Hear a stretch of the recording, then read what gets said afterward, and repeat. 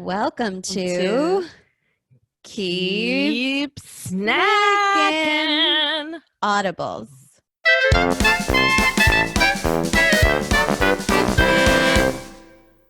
All right, Lauren is trying the Audibles that I threw at her. I'm Lauren Jones, guys. Hi. That's Lauren Jones. I'm Sumona Roy. And so I threw at her some Pepperidge Farm Audibles last time. So she's holding up the Verona strawberry cookie, which is the thumbprint cookie we all learned in the last Audible. I mean, it's really not different than a thumbprint, which is only seasonal. They just don't have them out yet. So Verona's your thumbprint year round. I love them. I'm really like it was the first time I tried it last time, and now I'm in love. I think they're great. I've just never had the Verona version. I've just had a thumbprint cookie. You've had the Pepperidge Farm thumbprint? I haven't had the Pepperidge Farm. I've had a fancy bakery. Yeah, sure. Yeah. So here and it is. And a thumbprint cookie is just a butter cookie with jam in the middle, if you didn't know. Jam. And Lauren is holding it up against her nose like Rudolph. Okay. All right. She's going for it. Wow.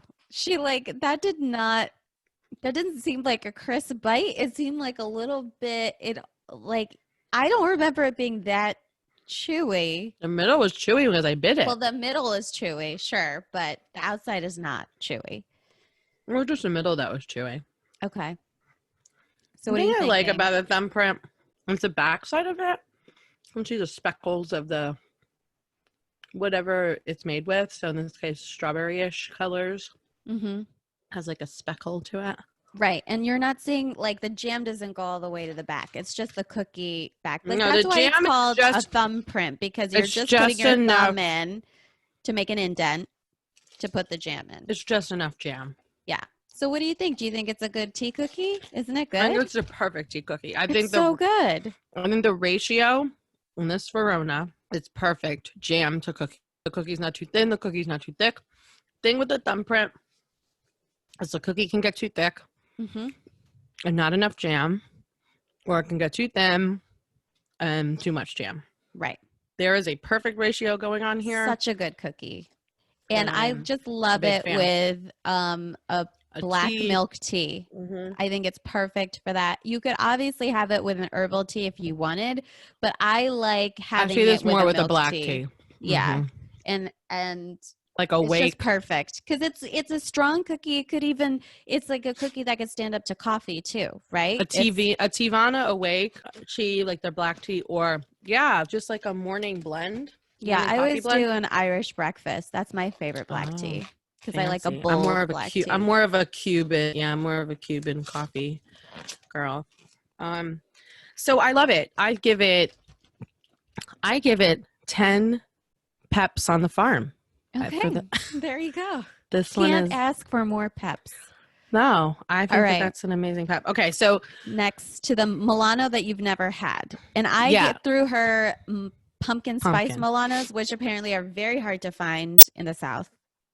I mean, they might have been sold out. Like I even went around the stores to see if they have like a display places of pumpkin. Like, sometimes they have more than one pumpkin thing, and went everywhere. Could not find it. But Milano has come out with 2 new flavors in the meantime, or at least that's what they say. One of which, I think one is Irish cream. Oh. And then this one is... What is that? Caramel macchiato. So I think they're going for a coffee theme. So I've never had this. I bet that's really good. So I'm excited. Yeah, I'm a peppermint Milano girl. It's very rare that I change that up. The mint Milano is my jam. Right. So, but I like a double chocolate Milano. I'm not. So sometimes my mom will buy that one. Like now I'm home, but when I've been home in the past, like she's bought that. And sometimes when you want mint though, you just want mint. And to me, but I don't think I ever want mint in a cookie. Like I'm not a thin mint person. I do in a Milano. I do. Cause it's just like, that's why I get it. But there's a lot of times I see the other cookies and I don't look at them because I'm like, no, I'm going for what I want. So it was kind of cool to be like, all right, well, they don't have this freaking pumpkin. And I had to look at everything else that they had. They really have a lot of other Milano flavors. I feel like once I got a Milano variety pack that has some of their staple flavors in it. So I tried some of these other ones, but this was new and I've never had it. So looks like a normal Milan. Okay. Any other colored filling in there? No. It looks all pretty normal. It looks like chocolate. Okay. Yeah. It definitely looks like, it has like a little bit of a lighter brown underneath it. Not like white, like the mint one though. Take it out of your mouth. Give it a nose. Give it a nose. Do you smell It smells caramelly. Coffee. I smell. But you don't smell coffee? Because it's supposed to be caramel macchiato. I smell caramelly. I smell a caramel. All right, now you can put it back in your mouth. Okay, thank you. What are we in the vow? You're going to tell me what I can eat? The other Milano flavors I think that are pretty popular are like the ones that have the fruit in the chocolate too. But I just don't ever feel like I'm going to, that's never what I want when I'm going for a Milano. I just like the reg chocolate. And then sometimes I like the double chocolate. I get what Lauren's saying about the mint Milano. That's cool. And if you didn't watch the Audible where I threw the Pepperidge Farm goodies at her, I hated the pumpkin spice Milano. Oh, yeah. She hated it. So I wasn't really disgusting. I wasn't that upset about not having it. Yeah. Actually, part of me wanted to try it because I'm like, yeah, what the heck? Well, it's just 'tis the season, right? So you always feel like you got to try these. But tell me about this caramel. It tastes like a caramel macchiato. It tastes of coffee. It tastes of caramel. It's but you really don't get good. the coffee in the nose. Like, I didn't get the coffee in the nose. That's shocking because coffee is such a pungent smell and flavor. But I feel like if you smell my breath right now, you smell coffee. Have you been drinking coffee? Yeah, but like, no, but not. This is like a. But I've been eating from the cookie. You would from get the cookie a coffee. I mean, breath. I've mainly been drinking water and eating spicy food prior to this, so my breath is probably really interesting. Should I would you recommend this if I see it in the store? I highly recommend it. I highly recommend it. I think this is a great evening. I'm excited for it. I would love. It's really good, and I think it would actually taste yummy with tea, even though it tastes like coffee.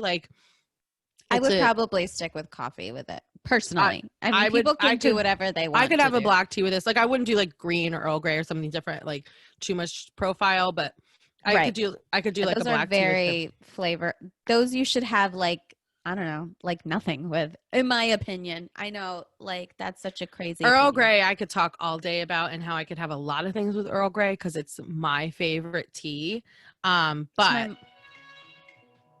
I put this on. Someone is calling Sumona. I'm going to put it on silent. I thought airplane mode was enough. Is it Paul? No. Hollywood? Paul. She looks longingly into the distance. Okay, so anyways, sorry about that. What song is that? Is that Drake? Yes, Drake. Passion Fruit. That's my ringtone. That's your ringtone? Yeah, of course you don't know my ringtone because Lauren and I haven't been around each other, but it's been my ringtone for several years. But whenever you heard my phone go, I don't know your ringtone either. I have two ringtones for people who are close to me. It's Shaka Khan. Ain't nobody. Oh, that's nice. Does me better. Everybody else, it's the theme to the Jetsons. That's nice. Maybe I should change my. I change my ringtone every. Two things that make me really happy. Both of those things. I like the music to Passion Fruit a lot. It's soothing it's soothing. It's yeah, good. I'm glad you recognized it. And now all of our viewers know our ringtones.